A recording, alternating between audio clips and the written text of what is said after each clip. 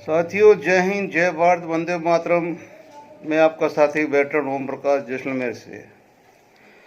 आज के दो चार मुद्दे हैं मंथन में, शायद आपको अच्छे लगें तो लोगों को आप फॉरवर्ड करें, बताएं उनको कि ये चीज़ें जो हो रही है गलत हो रही है।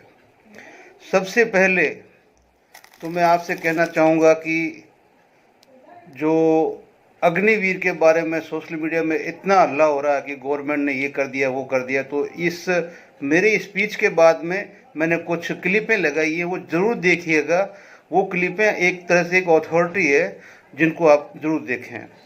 तो ये एबीपी न्यूज़ के हवाले से जो सरकार की पब्लिक इंफॉर्मेशन जो ब्यूरो है उसने बिल्कुल कल शाम को ही 16 तारीख को खंडन किया है कि अग्निवीर के बारे में सरकार ने अभी तक एक सेकंड की भी कोई बात नहीं की है, न कुछ सोचा है न कुछ किया है। जो कुछ चल रहा है सोशल मीडिया पे वो सारा का सारा बवंडर है, ब्लंडर है और झूठ है।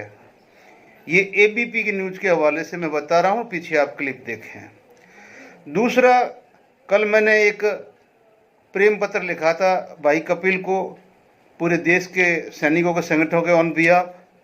तो भाई ने, मुझे उम्मीद थी कि उसके अगेंस्ट में वीडियो बनाएगा और सभी संगठनों को संबोधित करते हुए एक अच्छा रिस्पांस देगा, लेकिन भाई ने तो एक छोटा सा ऑडियो डाल के और किनारा कर लिया है।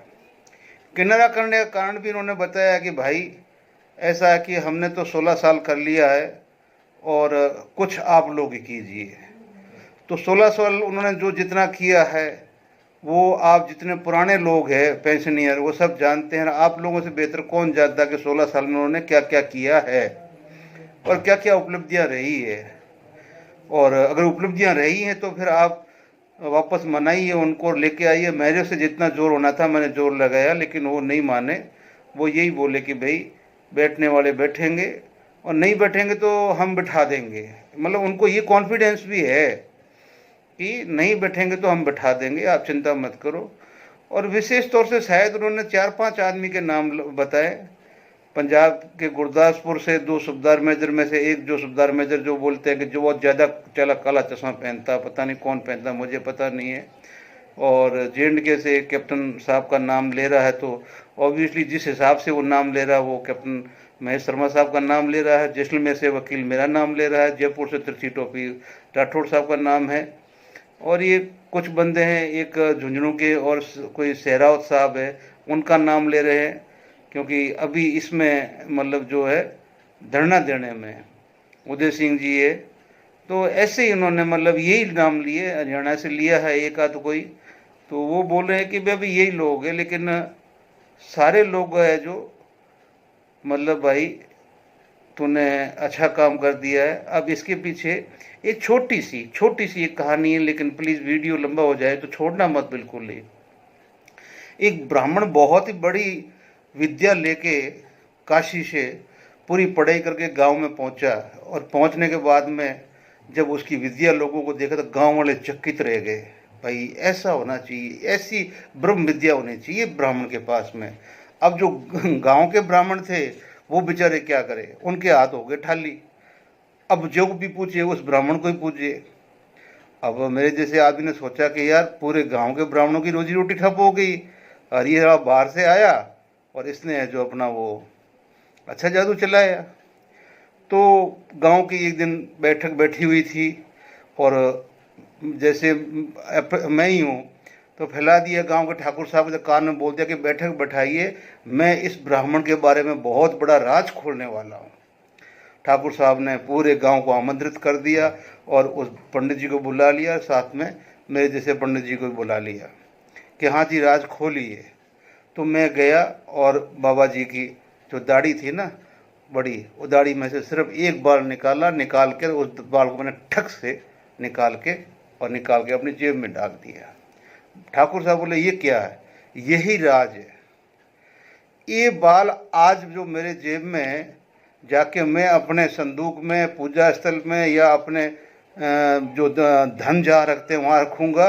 7 पीढ़ी तक मेरी घर के अंदर कभी भूख नहीं आ सकती। ये लक्ष्मी के उपासक है, और इतने बड़े उपासक है कि एक बाल इनका जिनके बटुए में भी रहेगा तो उसका बटुआ कभी खाली नहीं होगा, तिजोरी कभी खाली नहीं होगी, कहीं कुछ खाली, धन धान्य संपत्ति से भरपूर। गांव के हजारों लोग आए हुए थे, बाबा जी के ऊपर पड़े और सब ने उनके बाल नोच के ऊपर के दाढ़ी के सारे और सब बराबर कर दिए। और बाबा जी भागे। बाहर निकलते टाइम फिर बाहर दूसरा ब्राह्मण मिला, कोई बेचारा ढाणी से आ रहा था। बोला, अरे बाबा जी कहाँ भाग रहे हो? बोले, भाई इस गांव के अंदर तो 7 पीढ़ी का प्रबंध हो रहा है, मैं अपनी जान बचा के भाग रहा हूँ। तो भाई ये जो हमारे भाई साहब है, ये हमारे को 7 पीढ़ी तक की पेंशन दिलाएंगे, ठीक है ना, 7 पीढ़ी तक पेंशन दिलाएंगे। क्योंकि पिछले पूरे साल इन्होंने यही किया है कि किसी भी संगठन को एक जगह पे नहीं आने दिया है। इन्होंने वो बाल खींचने वाला काम पूरा किया। कोई संगठन है जो अपना बाल बचा नहीं पाया, इसलिए कोई संगठन इनके रहते हुए, ठीक है ना, कोई संगठन वहाँ जंतर मंत्र पे नहीं आएगा। एकता की बात तो बहुत दूर की बात है। तो ये बात हकीकत है, मतलब कि ये हकीकत में होने जा रही है कि कोई एक संगठन आगे आने वाला नहीं है, और एकता होनी तो कोई सवाल की पैदा होता ही नहीं है। अब आते हम एक माह से दूसरे हैं जो मतलब पता नहीं कौन कौन से वीडियो लेके आ जाते हैं। अगर उसको अगर नॉलेज नहीं है तो भाई पहले फ़ोन करके पूछ लेना किसी से कि अभी ऐसा मेरे पास खबर है, इसको मैं उसमें सब ठीक है क्या है, हम आपस में काम तो करते ही हैं। तो एक पास्को के केस को मतलब मान लो जैसे ब्रीफ किया हुआ कानून में, उसी हिसाब से कोर्ट उसका लेगी। लेकिन जब उसको पता नहीं है कि भी एक बलात्कार में पास्को में अगर बलात्कार नहीं भी हुआ है, चाहे कपड़े खोले हैं, छेड़ी है, उसका उद्देश्य अगर बच्ची की नीति के साथ में साबित हो जाता है कि इसका उद्देश्य इसके साथ गलत था, तो उसके पीछे 7 साल से नीचे सजा नहीं है। और एक वयस्क लड़की के साथ में, औरत के साथ में आप बलात्कार करते हो तब भी 7 साल से कम सजा नहीं है। तो फिर वो क्या कहना चाहता है? अखबार की कटिंग लेके वो क्या करना चाहता है? दूसरा, आज से 10 दिन पहले उसने एक और सुंदर पत्नी औरत की, उसके साथ ये किया वो किया सब किया। मानते हैं क्राइम हिंदुस्तान में कहीं कम नहीं हो, ना तो फौजी के बच्चों को देखती है, न वो सरकारें क्या करती है, ये भी हम देखते हैं। लेकिन तू अगर सच्ची पत्रकारिता का निभा रहा था तो पहले बात, तेरे पास 10 दिन से न्यूज आई हुई थी, तू जहाँ से वो बच्चा रहने वाला था उस बच्चे के लड़के के गाँव के पास में पुलिस स्टेशन से कम ऑनलाइन उसका तेरे को नंबर मिल जाता है, और वहाँ से पूछता कि भी ऐसा ऐसा आपके इलाके में केस हुआ, क्या आपने रजिस्टर्ड किया? और नहीं किया तो मैं फलाना पत्रकार बोल रहा हूँ, क्या मैं आऊँ रजिस्टर कराने के लिए? क्योंकि वो बंदा मेरा फौजी है, उसने मेरे को वीडियो भेजा है और मैं अधिकृत तौर पर एक पत्रकार हूँ, मैं आ रहा हूँ देने के लिए। डरो मत ना, आपको कोई गोली नहीं मारेगा। आप एक अधिकारी से बात कर रहे हो, करके तो देखो ना। लेकिन नहीं, आपने 10 दिन के बाद में इतना वीडियो आपका हो गया वायरल सब, उसके बाद में आज आपने फिर क्या किया? आज आपने रील बना के और फेसबुक पे चढ़ा दी। यानी आपका मतलब है कि आपको सिर्फ व्यू और सब्सक्राइबर चाहिए। व्यू मिले, फेसबुक से भी पैसे मिले, व्हाट्सएप से भी पैसे मिले, इंस्टाग्राम से पैसे मिले। हमें अभी इतना पता कि तेरे को सिर्फ अपने पैसे से, धंधे से मतलब है। और तेने जो समूह चुना है ना, समूह वो चुना सैनिकों का, क्योंकि हमसे गधे तो कोई हो ही नहीं सकते, वो मैं खुद बोल रहा हूँ। हम तो तेरे बिल्कुल पुजारी है। तब तो हमने आके तेरे को इंटरव्यू देके और आज तेरे को 1.5 लाख के करोड़ 1.5 लाख के करीब पहुंचा दिया ना। तो ये गलती हमारी है, तो हमें भोगना पड़ेगा। लेकिन अब जो तू लक्ष्मण रेखा पार कर रहा है, याद रखना अभी तक संसद शपथ नहीं हुई है, अभी तक सारी सेटलमेंट नहीं हुई है। सारी चीज़ होने दे। और आपके ये जो सारे चीज़ें हैं ना, ये अभी सब ऑन रिकॉर्ड हो रहे हैं। चिंता मत कर, चिंता बिल्कुल मत कर। तेरे को सही जगह पे सही इंटरव्यू के लिए बुला लिया जाएगा, सही इंटरव्यू के लिए बुला लिया जाएगा। चिंता मत कर, ये मेरा वादा है तेरे से, ठीक है? चिंता मत कर। दूसरा ये भाइयों, जब तक सरकार का सब कुछ ठीक नहीं हो जाता है, हम लोग भी कुछ नहीं कर सकते। जो भी फैसला होगा सारे सैनिकों का मिलके होगा, सारे देश के सैनिकों का मिलके होगा, सारे बड़े संगठनों का मिलके होगा। जरूरत पड़ेगी तो हम जाएंगे जंतर मंतर पे। जंतर मंतर कौन सा विदेश में, यहीं पर तो है। लेकिन अगर कोई मांगने से पानी पिला दे तो जरूरी नहीं कि मटकी छीन के और पी के तोड़ दे, ठीक है ना? कहने का मतलब ये है कि हो सकता है कि हमने जो झटका दिया है, सरकार को कुछ अकल है और बाकी और भी है, हमें अपने जो हक है वो शायद मिल जाए, और मिल जाए तो फिर हमें जंतर मंतर पे क्या करना है, ठीक है ना। नहीं मिलेगा तो ठीक है।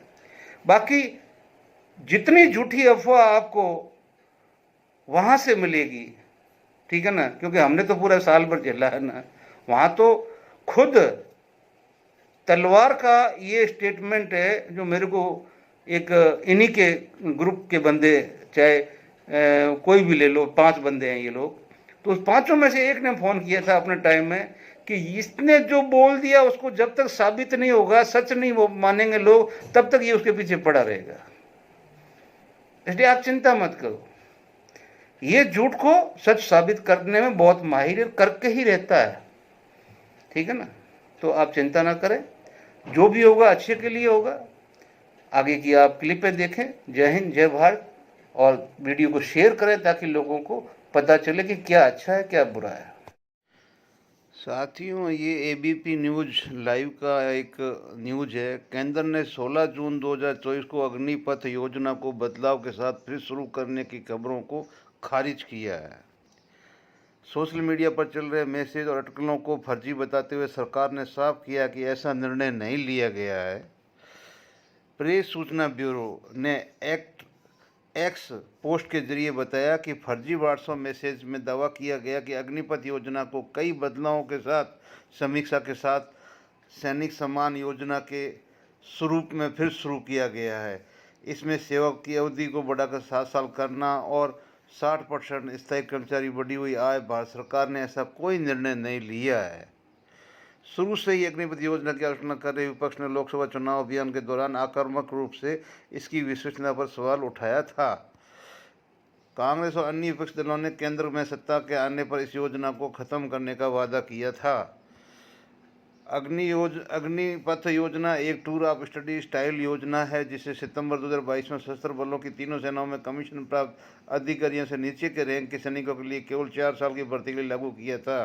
तो दोस्तों, ये देख लो कि 16 तारीख की शाम को अपने एक्स के हवाले से सेंट्रल गवर्नमेंट ने क्लियर कर दिया है, बिल्कुल ही एबीपी न्यूज़ की खबर है ये, और कि हमने ऐसा कुछ भी नहीं किया है अभी तक। ये जितनी भी व्हाट्सएप में जो वो चल रहा है सब फर्जी चल रहा है, ऐसा कुछ भी नहीं हुआ है। जय हिंद, जय भारत।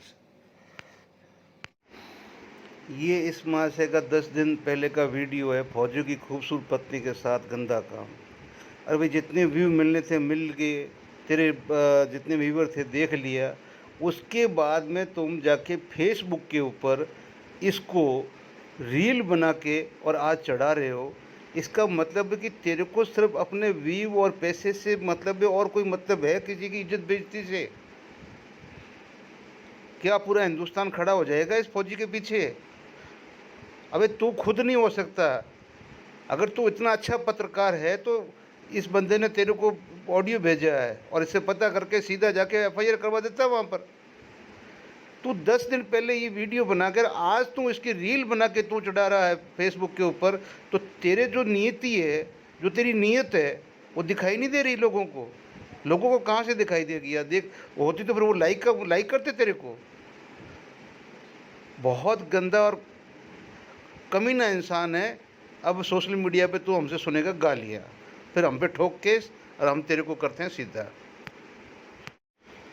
साथियों, ये गधे पत्रकार महोदय को जो ये क्या हेडिंग डालता है, इस हेडिंग का क्या असर होता है और इसका नॉलेज कितना है, ये वीडियो जिन्होंने देखा वो तो समझे ही है, लेकिन मैं तो बस इतने से समझ जाता हूँ। इसको थोड़ी सी नॉलेज होती तो जिस अखबार की कटिंग इसने पकड़ी है उसके अंदर इसमें माइनर बच्ची दिखाया गया है, और माइनर बच्ची के साथ में कानून को तू क्या सिखाएगा यार? कानून को क्या सिखाएगा? जो पास्को एक्ट के अंदर रेप हुआ या नहीं हुआ है, रेप हुआ या ना हुआ है, सीधा 7 साल का है। 7 साल से नीचे उसका कुछ है ही नहीं। अगर पास्को एक्ट में अगर अंडर एज लड़की के साथ में कुछ भी छेड़खानी की है तो 7 साल की सज़ा है, और जो मतलब वयस्क लड़की के साथ में अगर उसने बलात्कार भी किया है तो भी 7 साल की सज़ा है। तो जब तूने ये केस देखा तो 2 घंटे मेरे को जोधपुर हाई कोर्ट से पूरा माथापूरी करना पड़ा, इस केस के बारे में स्टडी करानी पड़ी। तो तेरे को नहीं पता कुछ भी तो कम से कम सोच समझ के डाला कर। और क्या ये बीच के अंदर मतलब ये अखबार में लिखा हुआ था जो तूने बीच में लिखा है, ठीक है ना, बस अंदर नहीं घुसाना। ये अखबार में लिखा है कहीं पर भी, ठीक है ना। अरे मूर्ख, तू समाज के नाम के ऊपर भी कलंक बनता जा रहा है। हमने तेरे को कहाँ उठा दिया, अब हमारे साथ साथ पूरा ये सोशल मीडिया समाज भी भोगेगा। मालिक कोई न कोई जल्दी हमारे को सद्बुद्धि दे के तेरा इंतज़ाम कर सके। एक तो जैसे राजस्थान के पूछ सकते हैं, गोल टोपी तिरछी टोपी, जयपुर वाले से संपर्क करके अपनी पे पेंशन पूछ सकते हैं। सिर्फ जेसीओ रैंक, ऑनरेडी रैंक, सूबेदार मेजर रैंक। एक झुंझुनू में है, बहुत ही काबिले तारीफ है, और वो तकरीबन रात के 8 बजे के बाद में आपकी कत्ती बिल्कुल पानी का पानी दूध का दूध कर देगा आपका पेंशन का। झुंझुनू से है, उसका नाम कोई शेखावत है, पता नहीं क्या है, सूबेदार मेजर है क्या है, जिसकी 22 मिनट की ऑडियो वायरल हुई थी। और एक वकील साहब का नाम, वो भी ठीक है, वो उसको सुबह सुबह ज्ञान प्राप्त होता है। तो आप सुबह सुबह जब भी उनसे संपर्क करोगे 6 या 7 बजे से पहले, तो वो बता सकता है। इसके बाद में भाई साहब क्यों मजाक करते रहते हो यार, प्लीज़। जो अखबार की बात आप कर रहे हो, ये अखबार पूरे देश में नहीं गया क्या? उन्होंने पढ़ा नहीं है? फिर आप बोलते हो कि मैं तो धंधे बिजनेस के लिए यूट्यूब नहीं चलाता हूँ, जागरूकता के लिए चलाता हूँ। कौन सी जागरूकता है यार, समझ से बाहर की बात है। केंद्र ने कोई छेड़ा ही नहीं है, मैटर ही नहीं छेड़ा है, और आप पे कमीशन आउट कर रहे हो और 26,000 रुपये पे सहमति बना रहे हो। धन्यवाद भाई, बहुत बहुत धन्यवाद। करो, खूब करो।